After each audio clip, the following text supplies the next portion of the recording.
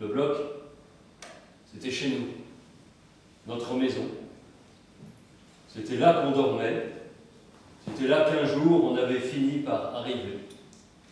Les SS sont calmes. Dans notre wagon, nous ne sommes pas nombreux. On s'est couché contre les parois. Le plancher est humide et sale. Il fait froid. On s'est collés les uns contre les autres. La porte est restée ouverte. La lumière de la lune entre et fait un large rectangle. Les Allemands qui seront nos capots sont juste assis dedans. On les voit bien.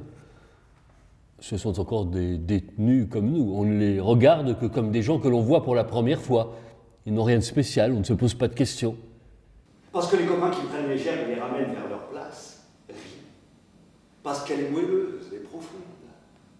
Parce que celui qui est enfoui dans la paille avec la tête qui émerge est un roi.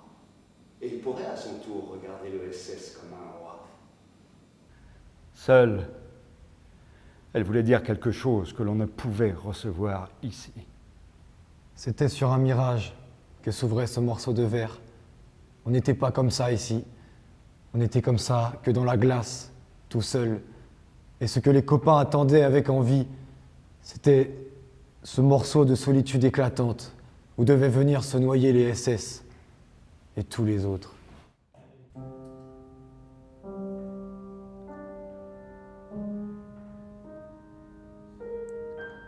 La terre était gelée et on marchait les pieds à plat, comme les chevaux. Nos jambes étaient maigres et maladroites. On n'entendait pas d'autre bruit que celui de nos pas. La nuit était noire. Il n'y avait pas d'autre lumière que celle de la lanterne jaunâtre qui se balançait à la main du capot.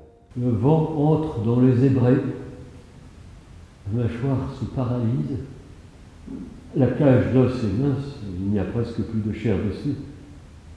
La volonté subsiste, seule, au centre. Volonté, désolée, mais qui seule permet de tenir. Le froid SS. Comme les figures stables des autres m'avaient rassuré, la mort, le mort qu'à aller rassurer, refaire l'unité de cet homme. Et cependant, ceci resterait que, entre celui que j'avais connu, le Morca que nous connaîtrions tous, il y avait eu ce néant.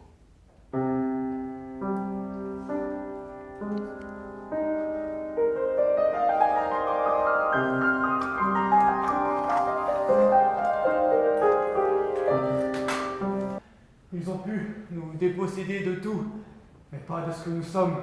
Nous existons encore. Et maintenant, ça vient.